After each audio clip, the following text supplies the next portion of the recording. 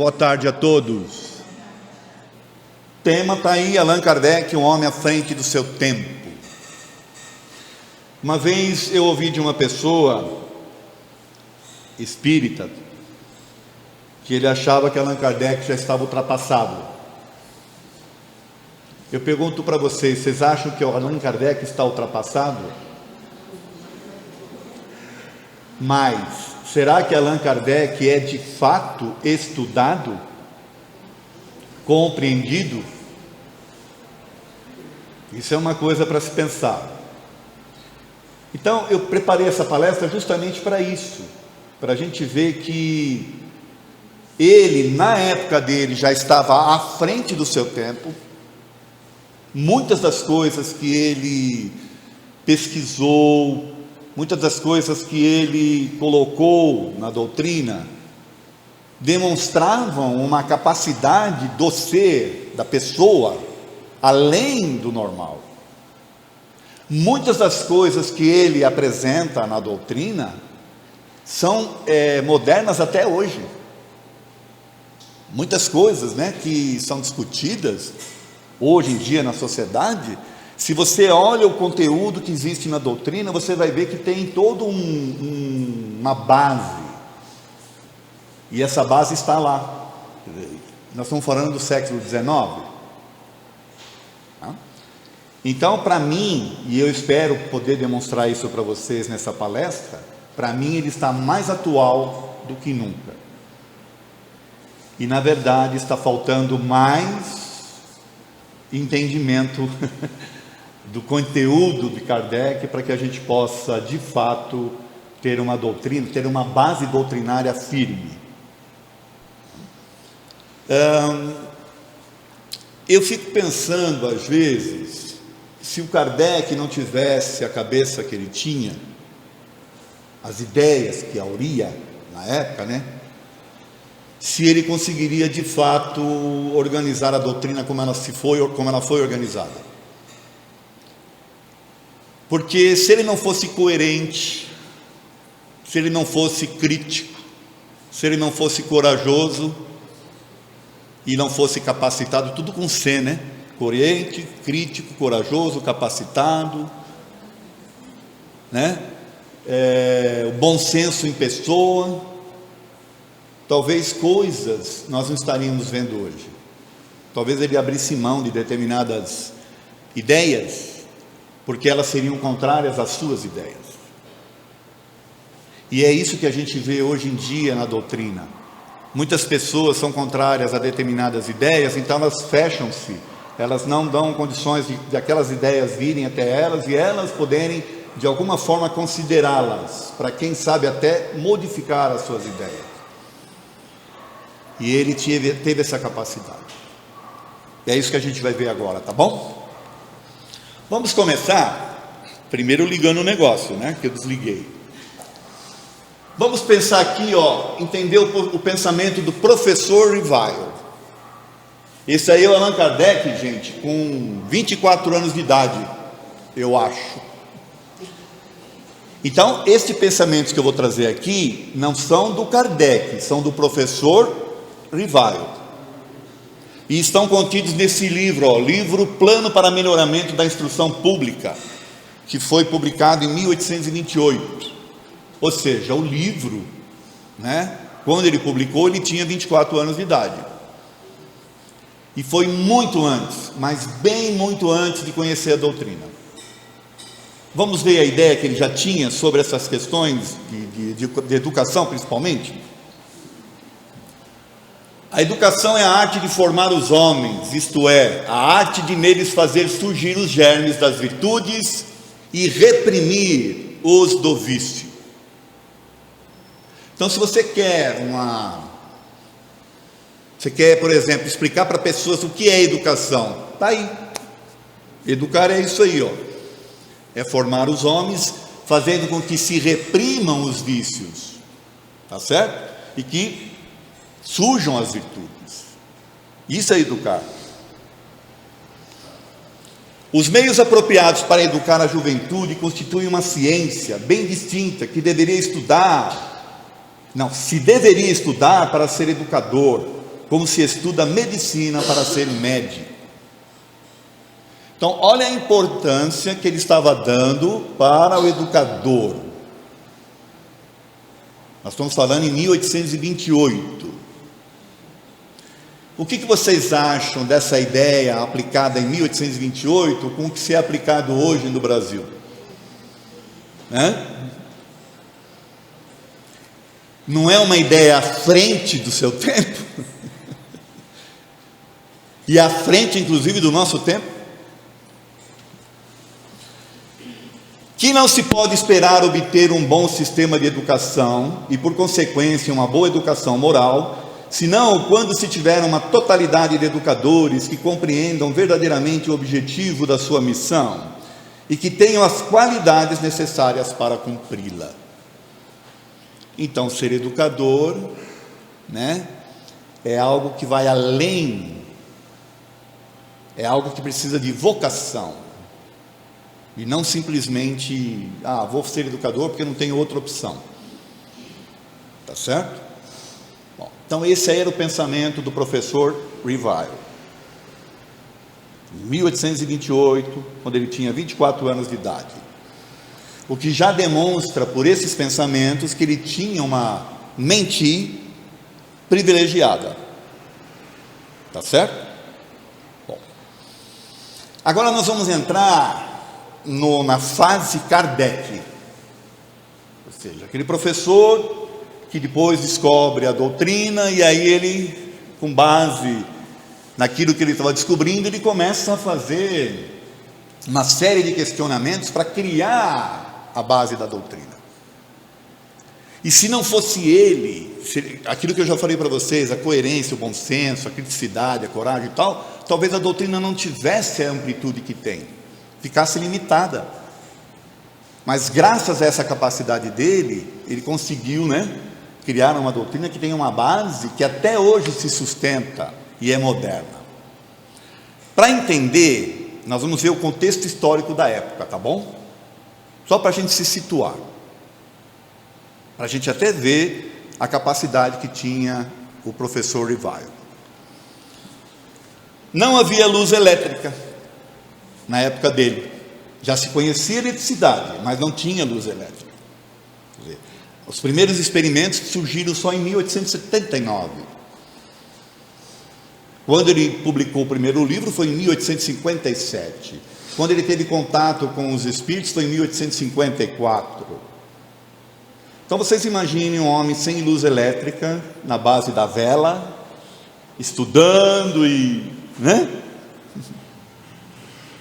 Quem já teve a oportunidade de estudar na base de vela? Dá para estudar? Não dá um sono danado?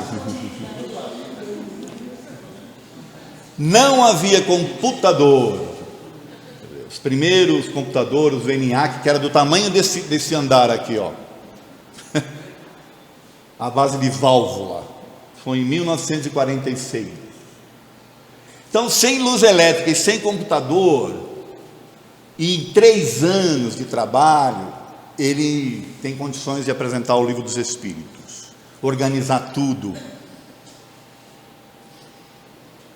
É uma pessoa qualquer? Eu pergunto para vocês. Se eu fosse eu, não faria, não teria condições. Tá? Os negros ainda eram escravizados. Começou um processo de libertação, nos Estados Unidos em 1865 e aqui no Brasil em 1888. Então ainda existia a cultura da escravatura, de tratar o negro como inferior e por aí afora. Contexto histórico, tá bom? A mulher não tinha o reconhecimento dos seus direitos, que aliás não tem até hoje em muitos países, em muitas culturas. Na cultura ocidental foi a partir de 1948. É importante a gente entender isso, tá? Porque a mulher não tinha. Depois nós vamos ver o pensamento do Kardec sobre essa questão da mulher, tá bom? Em muitos países a igreja mantinha poderes absolutos, inclusive de Estado. Quando eu coloco aqui inclusive de Estado, é porque a igreja de fato comandava o Estado, tá? Não se discutia a hipótese de vida extraterrestre. Começou em 1950. Então, por que você colocou isso daí? Porque ele abordou isso, tá certo? Na época dele, né? Tudo bem aqui com relação ao contexto histórico? A França estava recém saída lá da Revolução, do Iluminismo, né? Que começou no século XVIII. Então as ideias, elas estavam para algumas pessoas, né, que tinham esse acesso, elas já estavam mais abertas. Mas mesmo assim existia toda uma dificuldade em expô-las, né? Tá bom? A partir daí, então, vamos começar agora a tratar dos temas. O livre pensamento eleva a dignidade do homem, dele fazendo um ser ativo, inteligente, em vez de uma máquina de crer. Não é legal essa frase? Ela foi retirada aí da Revista Espírita, tá? De fevereiro de 1867. O que seria uma máquina de crer, hein? O que vocês acham? É aquela que não questiona, né? A pessoa que simplesmente crê por crer. E ela acredita em tudo, não questiona, não aceita tudo e pronto. Tá certo? Então vamos falar agora sobre a liberdade de pensamento. Nós vamos estar vendo essas ideias que eu vou passar daqui para frente, todas baseadas em questões feitas do Livro dos Espíritos. Tá? Por quê? Porque demonstra a capacidade de quem está perguntando. Se você faz uma questão, significa que você tem um pensamento, né, que é favorável àquele tipo de questão. Vocês concordam comigo, não? E é o que demonstra o pensamento do Kardec, através das perguntas e consequentemente das respostas, porque vinha uma resposta e na sequência ele já emendava uma outra, tá certo? Para daí compor as ideias, né? Questão 833, há no homem qualquer coisa que escape a todo constrangimento e pela qual ele goze de uma liberdade absoluta? Essa é uma pergunta que ele faz e a resposta é pelo pensamento que o homem goza de uma liberdade sem limites, porque o pensamento não conhece entraves, pode-se impedir a sua manifestação, mas não aniquilá-lo.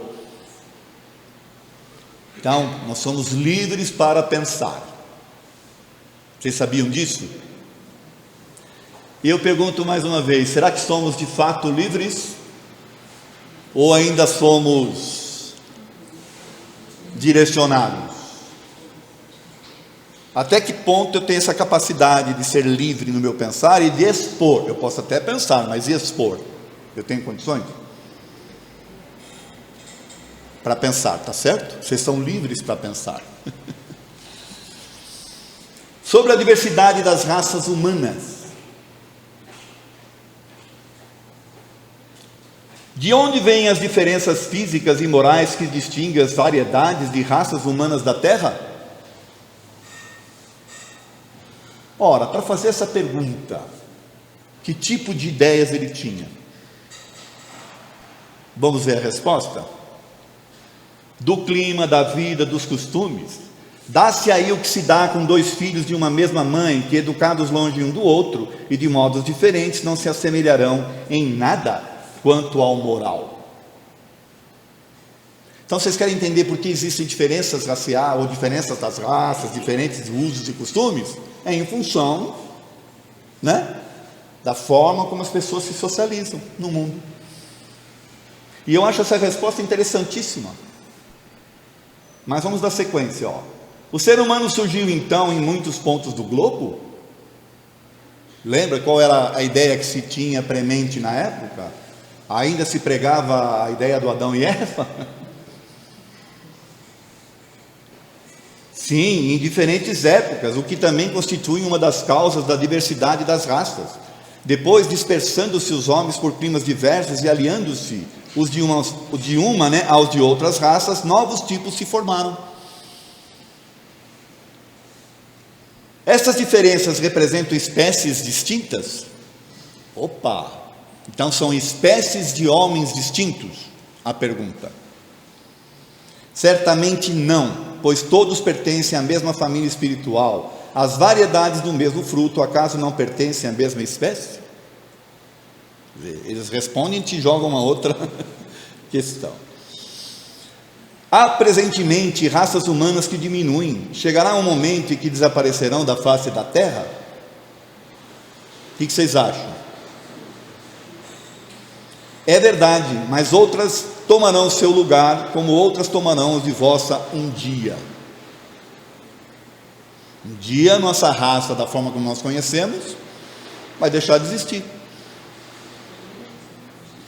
Os humanos atuais representam uma criação nova ou são descendentes aperfeiçoados dos seres primitivos? Olha que pergunta interessante. Sabe por que essa pergunta é interessante? Porque Darwin estava terminando de fazer o trabalho dele. Então não tinha uma ideia ainda, da teoria da criação, e da evolução humana, baseado nos reinos, São os mesmos espíritos que vieram para se aperfeiçoar em novos corpos, mas que ainda estão longe da perfeição. Assim, a raça humana atual, pelo seu crescimento, tende a expandir-se sobre toda a terra e substituir as raças que se extinguem. Terá seu período de decrescimento e desaparecerá. Outras raças mais aperfeiçoadas a substituirão, descendendo da raça atual. Como os seres humanos civilizados de hoje descendem dos seres brutos e selvagens dos tempos primitivos. Então, se você acha que você já não foi esse ser bruto e primitivo, lamento dizer, mas você já foi. E eu acho coerente demais isso, porque a evolução não se dá, faça-se o ser evoluído, puf. A evolução você conquista, você se desenvolve, tá certo? Não ficaram chateados com isso não, Alguém aqui se imaginou carregando aquele cajado, puxando a mulher pelo cabelo? Não, Sobre a escravidão, lembra que tinha escravatura? Olha a pergunta. Há homens naturalmente destinados a ser propriedades de outros? Não é uma pergunta provocativa, inclusive? Toda sujeição absoluta de um homem ao outro é contrária à lei de Deus. A escravidão é um abuso da força e desaparecerá com o progresso, como aos poucos desaparecerão todos os abusos. A lei humana que estabelece a escravidão é uma lei contra a natureza, pois assemelha o homem ao bruto e o degrada moral e fisicamente. Meu Deus, hein? Sobre a reencarnação. Era possível falar em reencarnação na época? Século XIX? Quando a crença presente era ressurreição, e reencarnação era uma crença oriental e não uma crença ocidental. Como a alma que não alcançou a perfeição durante a vida corporal pode acabar de se depurar? Quer dizer, eu não terminei a minha depuração, como é que eu consigo? Se eu não conseguir evoluir o quanto eu precisava? Sofrendo a prova de uma nova existência. Se você precisa se desenvolver e não se desenvolveu como deveria, você retoma. Como a alma realiza essa nova existência? É pela sua transformação como espírito? A alma, ao se depurar, sofre sem dúvida uma transformação, mas para isso é preciso que passe pela prova da vida corporal. Então eu posso me desenvolver espiritualmente, mas se eu não exercitar os meus aprendizados, se eu não pôr em prática aquilo que eu aprendi, eu não vou evoluir.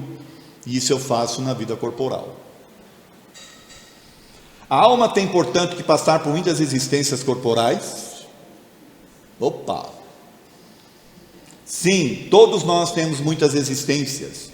Os que dizem o contrário, né, querem nos manter na ignorância em que eles próprios se encontram. Esse é o desejo deles. Bom, desse princípio parece resultar que a alma, após ser deixada um corpo, toma outro, ou seja, reencarna em um novo corpo. É assim que se deve entender, ou seja, ele estava sendo... É isso mesmo, para deixar claro, é um novo corpo. Exatamente, ponto. Sobre a igualdade dos direitos, vocês estão acompanhando o raciocínio aí, certo? Sobre a igualdade dos direitos. Todos os seres humanos são iguais perante Deus? Tem gente que acha que não, né? Principalmente se ele está numa situação favorável. Sim, todos tendem para o mesmo fim, e Deus fez as suas leis para todos. Dizeis frequentemente: o sol brilha para todos, e com isso dizeis uma verdade maior e mais geral do que pensais.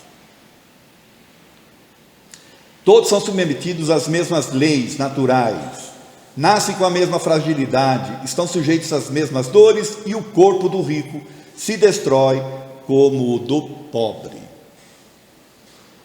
Bom, aliás, dizem que o caixão não tem gaveta, certo? Sobre as desigualdades sociais. A desigualdade das condições sociais é uma lei natural? Ele está perguntando se a desigualdade é uma lei natural. Tá? Não, é obra do ser humano e não de Deus. Ou seja, se existem desigualdades, não é em função da divindade, né, da criação, mas sim dos homens, do ser humano. Ela desaparecerá um dia? Desigualdades sociais desaparecerão um dia? O que vocês acham? Só as leis de Deus são eternas, não às vezes desaparecer pouco a pouco, todos os dias. A desigualdade desaparecerá juntamente, né, com a predominância do orgulho e do egoísmo, restando tão somente a desigualdade do mérito. Então, olha lá, vamos deixar claro uma coisa. Uma coisa é o orgulho e o egoísmo manter as pessoas de forma desigual. A outra é ter a desigualdade do mérito. Significa que ainda vai existir desigualdades, mas aí já não é mais por imposições e tal, mas sim do próprio mérito de cada um. Tá certo? Sobre a fatalidade e sobre o livre-arbítrio, que são questões interessantes, né?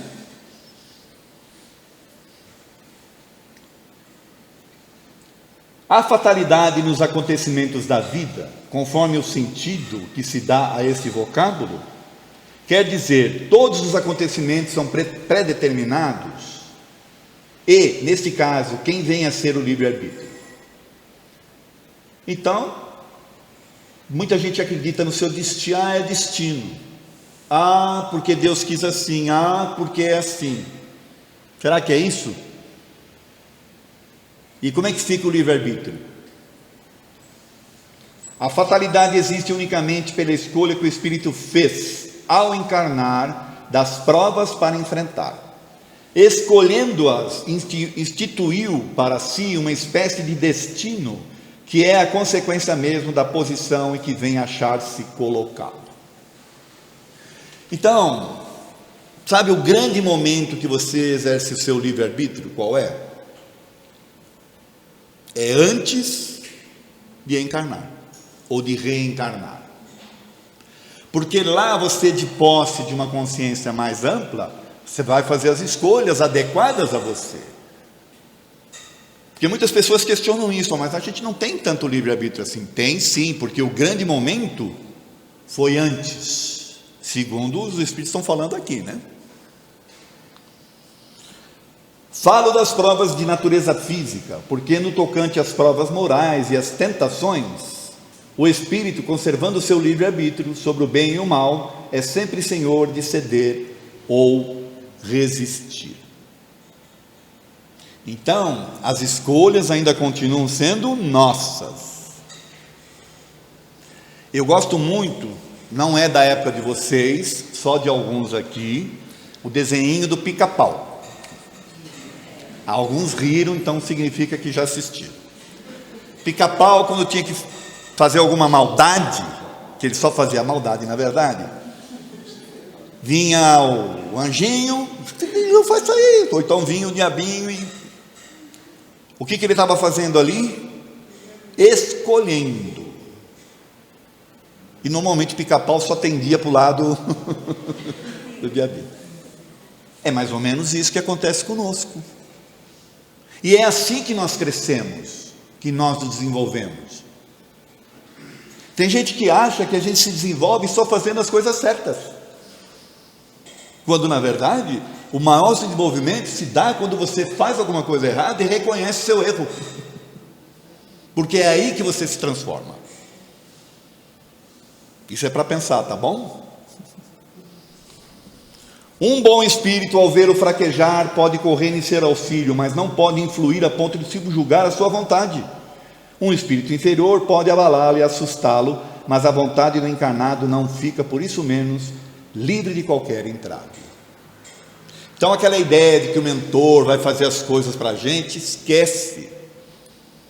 O máximo que eles vão fazer é nos aconselhar, e a decisão ainda é nossa, porque o mérito é nosso também. Tá certo? Sobre os laços familiares, gente, quando ele faz essas questões aqui, deve ter chocado demais as pessoas, porque tem pessoas que se chocam até hoje, tá? Transmitem os pais aos filhos uma parcela de suas almas, ou se limitam a lhes dar a vida animal, a que mais tarde outra alma vem adicionar à vida moral? Dão-lhes apenas a vida animal, pois que a alma é indivisível. Um pai obtuso pode ter filhos inteligentes e vice-versa. Então, uma coisa é você gerar as crias, a outra coisa é as almas que habitam essas crias. Não são os pais que geram as almas. Tá certo? Frequentemente os pais transmitem aos filhos a aparência física. Transmitirão também alguma parecença moral? O que vocês acham? A aparência física é clássico, né? Mas e a moral? Os pais transmitem? É genético? Não, porque se trata de almas ou espíritos diferentes. O corpo procede do corpo, mas o espírito não procede do espírito. Entre os descendentes das raças, nada mais existe do que a consanguinidade. Eu fico imaginando, na época, o que esse tipo de questionamento, essas respostas causaram. Porque se até hoje a gente não entende direito, e agora sobre a consanguinidade, que é outra coisa. Só que aqui nós vamos tirar do Evangelho, tá bom? Até então a gente estava vendo o livro dos Espíritos, agora nós vamos ver partes do Evangelho. Não são os da consanguinidade os verdadeiros laços de família, e sim os da simpatia e da comunhão de ideias, os quais prendem os espíritos antes, durante e depois de suas encarnações. Está lá no capítulo 14, tá? Então, os verdadeiros laços de famílias não são os laços de sangue, mas sim os laços espirituais. Segue-se que dois seres nascidos de pais diferentes podem ser mais irmãos pelo espírito do que se o fossem pelo sangue. Podem atrair-se, buscar-se, sentir prazer quando juntos, ao passo que dois irmãos consanguíneos podem repelir-se, conforme se observa todos os dias. Sabe o que eu acho interessante? Até esse final. Dois irmãos sanguíneos podem repelir-se, conforme se observam todos os dias. É de hoje isso aqui, ou é de lá de trás? Então, lá atrás, no século XIX, já existiam essa característica de irmãos consanguíneos, né? Não se entenderem. Tanto que os Espíritos falam aqui. E qual é a razão? É porque corpo gera corpo, mas a alma é alguém, né? É algo criado antes. E quem cria as almas é Deus. Como cria? Não me perguntem. Outra questão. Eu fico imaginando ele fazer essa pergunta naquela época. As perguntas sobre a questão de sexo, né, dos Espíritos. Também nós voltamos agora para o livro dos Espíritos. Questão 200, ó. Os Espíritos têm sexo? Já responderam, né? Mas nós entendemos isso? Mas vamos ver a resposta primeiro. Não como entendeis, porque o sexo depende do organismo físico. Existe entre eles amor e simpatia, mas fundados na concordância dos sentimentos. Então, por que o espírito não tem sexo? Porque não há procriação no plano espiritual. É simples. Tem gente que não gosta quando eu falo isso, fica bravo comigo. Tem gente que entra lá no canal no YouTube me criticando. Esse Corolla católico indo contra o sexo. Gente, é só uma coisa básica. Sexo é uma condição física humana. O espírito não tem sexo. Tá certo? Para que eu preciso do sexo no plano espiritual? A não ser que eu queira ficar por aqui. Mas vamos dar sequência. O espírito que animou o corpo de um homem pode, em nova existência, animar o corpo de uma mulher e vice-versa? Meu Deus, isso deve ter causado um choque. Porque causa até hoje. Então, um espírito pode animar o corpo masculino, como pode animar o corpo feminino. Nossa Senhora. Cadê o preconceito, então? Sim, são os mesmos espíritos que animam os homens e as mulheres. Isso aqui, gente, abre campo, abre margem para discussões assim homéricas sobre essa questão. Até de pessoas que se sentem mal, né, com o seu próprio sexo e por aí afora. Nós vamos discutir isso aqui hoje. Mas abre campo para entender uma série de coisas. Ou tentar entender pelo menos. Igualdades do direito da mulher. Século XIX, 1858, ele me faz essa pergunta. Ó. O homem e a mulher são iguais perante Deus e têm os mesmos direitos? Nossa Senhora. Deus não deu a ambos a inteligência do bem e do mal e a faculdade de progredir? Se deu a ambos a mesma capacidade, subentende-se então que tem os mesmos direitos. De onde procede a inferioridade moral da mulher em certas regiões? Certas regiões, você está falando de quê? De países determinados, né? Do domínio injusto e cruel que o homem exerceu sobre ela, consequência das instituições sociais e do abuso da força sobre a debilidade. Entre os homens pouco adiantados moralmente, a força é o direito. Então, como o homem é mais forte do que a mulher, né? Sempre se impôs. Só que o espírito não tem sexo. E o mesmo espírito que impõe algo para a mulher pode ser aquele que vai lá na frente sofrer as consequências disso. Eu não estou chamando aqui de lei de Italião, sabe? Não é nada disso. Mas ele pode fazer essas escolhas antes, para experienciar coisas novas.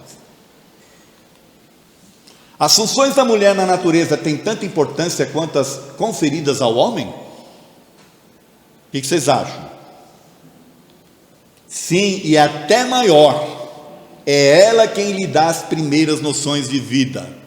Nossa, isso aqui deve ter chocado as pessoas que são contrárias, né? A aceitação da mulher como, né, com os mesmos direitos. Até maior, porque é ela quem lhe dá as primeiras noções de vida. Os seres humanos, sendo iguais perante a lei de Deus, devem ser igualmente perante as leis civis. Este é o primeiro princípio de justiça. Não façais os outros o que não quereis que os outros vos façam. A resposta é clara, né? De acordo com isso, para uma legislação ser perfeitamente justa, deve consagrar a igualdade de direitos entre homem e a mulher. Então, se você quer uma sociedade justa, os direitos têm que ser iguais. Essa é a pergunta. De direitos sim, de funções não. É preciso que cada um esteja no seu devido lugar, que o homem se ocupe do exterior e a mulher do interior, cada um de acordo com sua aptidão. Então aqui eles estão falando de aptidão, né? Mas está a sequência aqui, ó. A lei humana, para ser justa, deve consagrar a igualdade dos direitos entre o homem e a mulher. Todo privilégio concedido a um ou a outro é contrário à justiça. A emancipação da mulher segue o progresso da civilização. Sua subjugação marcha com a barbárie. Os sexos, aliás, existem apenas no corpo físico. Uma vez que os espíritos podem encarnar em um ou outro, não há diferença entre eles nesse aspecto. Assim devem desfrutar dos mesmos direitos. Então vocês vejam que coisa interessante.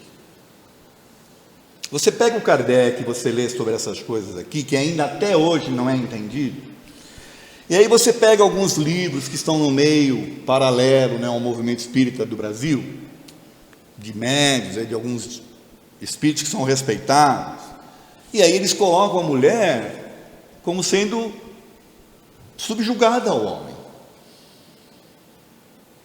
Da onde vem isso? Quem é esse espírito? Que tipo de pensamento tem esse espírito? Será que ele tem essa compreensão de que os sexos não existem no espírito? E de que o espírito pode habitar tanto um corpo como o outro? Essa é uma pergunta que eu faço para vocês. Porque a partir do momento que um espírito escreve num livro algo semelhante, significa que ele é contrário até essa compreensão que está aqui. Está faltando Kardec para ele. Percebem?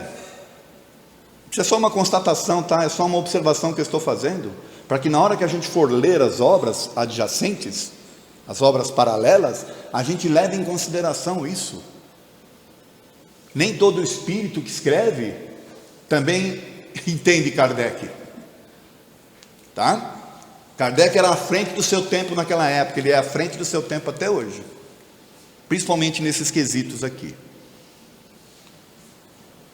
Sobre a questão religiosa. E aí, ó, nós vamos pegar todo o livro Céu e Inferno, tá? Porque se você pega o livro Céu e Inferno, o que ele faz na verdade? Simplesmente contradiz as ideias que existiam na época, ou melhor, que existem até hoje, né? Dessas crenças, né? De locais, de benesses eternas, ou então de sofrimento eterno, né? Se você pega o livro Céu e Inferno, você vai ver que o subtítulo é Justiça Divina segundo o Espiritismo. O Céu e Inferno ou a Justiça Divina segundo o Espiritismo. Depois você tem aqui, ó, exame comparado das doutrinas sobre a passagem da vida corporal à vida espiritual, sobre as penalidades e recompensas futuras, sobre os anjos e demônios, sobre as penas, etc. Seguido de numerosos exemplos acerca da situação real da alma durante e depois da morte. Então é um convite que eu faço para que vocês leiam esse livro, porque ele demistifica essa ideia e depois ele traz uma série de testemunhos dos próprios Espíritos. E aí você tem na primeira parte do livro toda a doutrina e na segunda parte os exemplos, tá bom? Totalmente contrária às ideias religiosas que eram presentes na época e que são presentes até hoje em muitos lugares. Depois você tem aqui a Gênese, também todo o conteúdo do livro. E a propósito, esta daqui é a Gênese restaurada. Eu não sei se todos vocês sabem, mas a partir da quarta edição do livro A Gênese, houve adulterações feitas após o Kardec. Então, esta Gênese aqui é a Gênese original, tá bom? Que eu aconselho, quem for ler a Gênese, por favor, leia a Gênese original. Então, olha o que é o livro A Gênese: os milagres e as predições segundo o Espiritismo. Então, é um livro que vem desmistificar os milagres, trazendo de forma natural as coisas que acontecem e tendo explicações para elas, racionais. A doutrina espírita resulta do ensino coletivo e concordante dos espíritos. Isso aqui é importante, tá, gente? Ensino coletivo e concordante.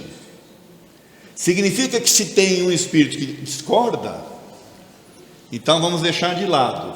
Tem que achar outros mais que tragam aquela mesma informação, ou pelo menos parecido com aquela, para que a gente possa aceitar. A ciência é chamada a constituir a Gênese de acordo com as leis da natureza. Isso tudo eu estou tirando do introito do livro A Gênese, tá bom, gente? Deus prova a sua grandeza e seu poder pela imutabilidade das suas leis e não pela revogação delas. Agora, baseado no apontamento feito no livro do Evangelho segundo o Espiritismo. Capítulo 15, fora da caridade não há salvação. De que precisa o Espírito para ser salvo? Aí você tem lá a parábola do bom samaritano, o mandamento maior, necessidade da caridade segundo São Paulo, fora da igreja não há salvação, fora da verdade não há salvação, instruções dos Espíritos e fora da caridade não há salvação. Por que eu trouxe isso daqui? Porque se você pega o livro, o Evangelho segundo o Espiritismo, muita gente acha que é a parte religiosa da doutrina. Só que você vê lá na introdução deste livro, Kardec faz uma comparação da doutrina de Jesus com a doutrina de Sócrates, por exemplo. Depois ele insere esse capítulo inteiro dentro do livro, demonstrando o seguinte, que não é nas religiões que você vai estar buscando a sua pseudo-salvação, mas sim no seu comportamento. Então, fora da caridade e não salvação, é isso. É uma proposta, inclusive, que eu chamo de avançada, inclusive, para a época, porque ela desmistifica o poder que a religião tem sobre as pessoas. Tá? Cada religião pretende ter a posse exclusiva da verdade. Preconizar a fé cega sobre um ponto de crença é confessar-se impotente para demonstrar que está com a razão. Está lá no Evangelho, no capítulo 13, item 6. A fé que se baseia na verdade garante o futuro, porque nada tem a temer do progresso das luzes, dado que o que é verdadeiro na obscuridade também o é na luz meridiana. Agora no livro, que virou livro na verdade, A Viagem Espírita, baseado em observações obtidas neste livro. O Espiritismo não é uma seita política, como não é uma seita religiosa. é a constatação de um fato, uma doutrina moral, e a moral está em todas as religiões, em todos os tempos e em todos os países. O Espiritismo é um terreno neutro, sobre o qual todas as opiniões religiosas podem encontrar-se e se dar as mãos. Olha a ideia fantástica sobre doutrina espírita. Não? Aliás, por que ele coloca isso aqui? Porque quando ele fez essa viagem em 1862, logo que lançou os livros e tal, que começou as pessoas a estudarem, ele constatou que você tinha lá católicos, né? Na época você tinha lá os protestantes, você tinha muçulmanos, você tinha judeus estudando a doutrina. Então ela é uma doutrina que pode correr em paralelo às crenças religiosas. Tá certo? Essa é a ideia que ele tinha, por isso que ele escreveu isso aqui. E eu pergunto para vocês, o que vocês acham? Ela é uma doutrina que pode correr em paralelo? Para isso a gente precisa estudar, tá certo? Agora na Revista Espírita. O Espiritismo não é, pois, uma religião. De outro modo teria seu culto, seus templos, seus ministros. Ministros da doutrina. Tem gente que acha que eu sou um ministro da doutrina. Não sou, nós não somos nada, nós somos estudiosos. Não existem ministros. O próprio Kardec coloca isso. Cada um, sem dúvida, pode se fazer uma religião de suas opiniões, interpretar ao seu gosto as religiões conhecidas, mas daí a constituição de uma nova igreja, à distância, e creio que seria imprudente dar-lhe a ideia. Agora sobre a identidade dos espíritos. Gostaram daquele espíritozinho ali? É o Gasparzinho. Eu tinha posto o Bezerra ali, mas eu achei que vocês não iam gostar, entendeu? Então eu tirei. Agora é baseado no Livro dos Médiuns. E por que eu estou trazendo isso aqui para vocês? Para a gente vai mais ou menos encerrar. Daqui para frente nós vamos começar a encerrar a palestra. Por que eu estou trazendo isso daqui? Porque hoje no meio espírita do Brasil não se discute a identidade dos espíritos. Simplesmente se aceita o que venha de determinado espírito. Se ele assinar com um nome pomposo, aí nos ganha, até foge da nossa razão. A gente nem discute, crê simplesmente. Vou brincar. Veio assinado Bezerra, pronto. Você aceita como verdadeiro. Você nem se dá o trabalho de ver que depois está escrito Bezerra da Silva. Entendeu? E olha o aconselho que ele dá aqui no Livro dos Médiuns. Capítulo 24 da identidade dos espíritos. Provas possíveis de identidade, como distinguir os espíritos bons e maus. A questão da identidade dos espíritos é uma das mais controvertidas, mesmo entre os adeptos do espiritismo. Porque os espíritos de fato não trazem nenhum documento de identificação e sabe-se com que facilidade alguns deles usam nomes emprestados. Olha que delicado eles foram. Usam nome emprestados. Esta é, portanto, depois da obsessão, uma das maiores dificuldades da prática espírita. Mas em muitos casos a questão da identidade absoluta é secundária e desprovida de importância real. Porque, gente, a gente ensina isso nos nossos cursos. Não importa o nome que está assinando, a gente tem que analisar o quê? O conteúdo. Mas a gente não faz isso. E se assina lá um determinado nome, e se veio por determinado médium, aí, verdade absoluta. E a gente está entrando em engodos, às vezes, em subterfúgios inseridos ali. Tá certo? E ele já estudou isso lá atrás. Mas como a gente não estuda ele, a gente se perde, E já que ele falou em obsessão aqui, ó, eu trouxe um trechinho também, logo na sequência, né, ou é anterior, da obsessão. Deixa eu ver, esse aqui é o capítulo 24, esse aqui é o 23º, ó, do próprio livro dos médiuns. Reconhece-se a obsessão pelas seguintes características. Olha só, gente, que interessante. Insistência de um espírito em comunicar-se, queira ou não, o médium, pela escrita, pela audição, etc., e opondo-se a que outros espíritos o façam. Então tem médiuns que não prestam atenção nisso aqui, e eles não estão percebendo que eles estão sendo, na verdade, obsediados. Ilusão que, não obstante a inteligência do médium, impede de reconhecer a falsidade e o ridículo das comunicações recebidas. Gosta. Análise do conteúdo.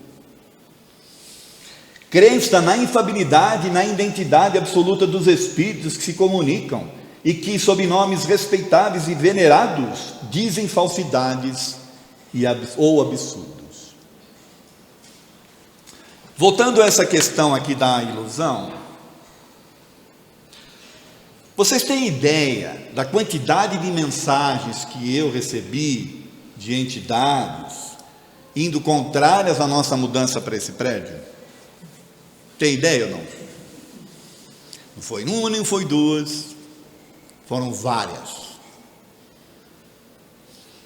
Aí você lê, você fala, mas em quê? O espírito está com medo? Ou é o médium que está com medo? Quem é que está com medo de enfrentar uma, né? Eu não tenho medo. Aí vem um espírito que está com medo? Alguma coisa está errada, vocês concordam? Então a gente arquivava essas mensagens, entendeu? Foi tudo por arquivo. Arquivo morto. Porque era do morto, né? Ó, gente, isso aqui é importantíssimo, hein? Ó, crença na infabilidade e na identidade absoluta dos espíritos que comunicam e que, sob nomes respeitáveis e venerados, dizem falsidades ou absurdos. Está cheio por aí, viu? Tem espírito venerando fechando mocidade espírita. Só para vocês terem uma ideia. Vocês acham que um mentor elevado vai baixar lá no centro e vai mandar fechar uma mocidade espírita? Falta o que aí? Aceitação pelo médium dos elogios que lhe fazem os espíritos que se comunicam por seu intermédio. Abre um campo. Nossa. E agora nós vamos encerrar aqui com vida extraterrestre. Também voltamos para o livro dos Espíritos. Nossas diversas existências corporais se passam todas na Terra? Gente, isso aqui foi feito essa pergunta lá em 1850 e tralalá. Não, nem todas, mas em diferentes mundos. As da Terra não são as primeiras nem as últimas, embora sejam das mais materiais e mais distantes da perfeição. Aí ele deu uma baixada na nossa bola, né? A gente estava tão... Filho, fica na sua aí, você tem muita grama para comer, né? A alma, a cada nova vida física, passa de um mundo para outro, ou pode ter várias existências no mesmo globo. Olha que interessante. Não é fantástico? Pode viver muitas vezes no mesmo globo, se não se adiantou bastante para passar a um mundo superior. É nós aqui. Assim sendo, podemos reaparecer muitas vezes na Terra? Certamente que sim. Podemos voltar à Terra após ter vivido em outros mundos? Opa, então eu vou para lá, depois eu quero voltar. O que vocês acham? Seguramente já viveste em outros mundos além da Terra. Então nós já fomos extraterrestres, sem o saber. Concluindo, vou concluir com uma frase dele para a gente encerrar, tá bom? Fé inabalável só é aquela que pode encarar a razão frente a frente em todas as épocas da humanidade. Eu gosto demais dessa frase porque ela nos coloca sobre o crivo da razão, frente a frente em qualquer época. Tá certo? Agradeço muito a oportunidade de ter falado aqui sobre o Kardec e espero ter, de fato, mostrado que ele foi um homem à frente do seu tempo e que muitas coisas que ele produziu estão ainda, mais à frente do nosso próprio tempo de hoje, porque falta capacidade para compreensão. Tá bom? Muito obrigado.